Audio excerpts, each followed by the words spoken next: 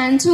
हामी एउटा सुन्दर लोकतान्त्रिक देश नेपालमा बाँच्दैछौँ, जहाँ लोकतान्त्रिक भोट पाउनुलाई हामीले गर्वका साथ लिनुपर्छ। यो केवल कागजमा लेखिएको अधिकार मात्र होइन, यो हाम्रो अस्तित्व, आवाज र निर्णयको शक्ति हो। लोकतन्त्रमा हरेक नागरिकको भोटले हाम्रो सरकार, हाम्रो नीति र हाम्रो भविष्यको निर्णय गर्छ। हालैको राजनीतिक परिदृश्य हेर्दा नेपालमा धेरै परिवर्तन र आन्दोलनहरू भएका छन्। गत वर्ष जेनजी युवाहरूले भ्रष्टाचार,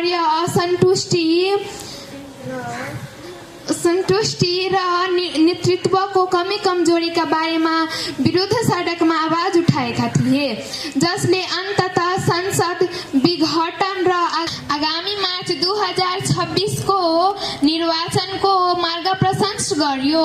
यसले देखाउँछ कि हाम्रो आवाजले नै राजनीतिक संरचनालाई चुनौती दिन सक्छ र देशलाई नयाँ दिशामा अगाडि बढाउन मद्दत गर्छ। मेरो भोट मेरो आवाज केवल नारा मात्र होइन, यो हाम्रो कर्तव्य र शक्ति पनि हो। हामीले भोट हाल्दा हाम्रा भविष्यलाई निर्णय गर्छौँ। असल र योग्य नेतृत्वलाई छात्रे अवसर पाउँछौँ। भ्रष्टाचार र असमानता, कमी कमजोरी जस्ता समस्यालाई समाधानको दिशामा धकेल्न सक्छौँ। आजको युगमा विशेष गरी हाम्रा युवा साथीहरू हाम्रो भोटलाई आफ्नो आवाज बनाउनु पर्छ। आफ्नो अधिकारलाई हाम्रो भविष्यमाथि प्रभाव पार्नु पर्छ। किनभने हामी जब भोट हाल्छौँ, हामी केवल एउटा नामको लागि टोली हाकिरहेका छैनौँ। हामी आफ्नो हक, सपना र लोकतान्त्रिक उत्तरदायित्वलाई सम्मान गरिरहेका हुन्छौँ।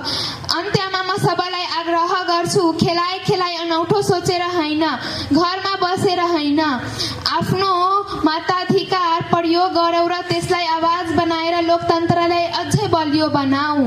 किनकि मेरो भोट मेरो आवाज हो र त्यो आवाजले नै नेपालको भविष्य बस्दछ। धन्यवाद।